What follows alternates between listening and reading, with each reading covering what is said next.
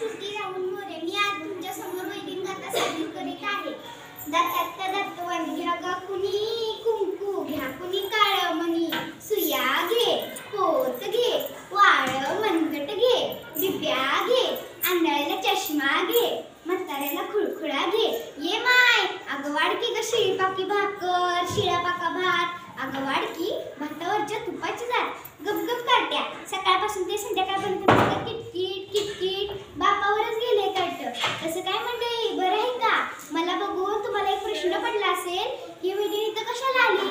मी सत्तर मायबापाकडे आले. त्यांना हे सांगायला आले की मी दिवसभर राबराव लागते तरी मला अर्ध्या भाकरीचा तुकडा सुद्धा मिळत नाही.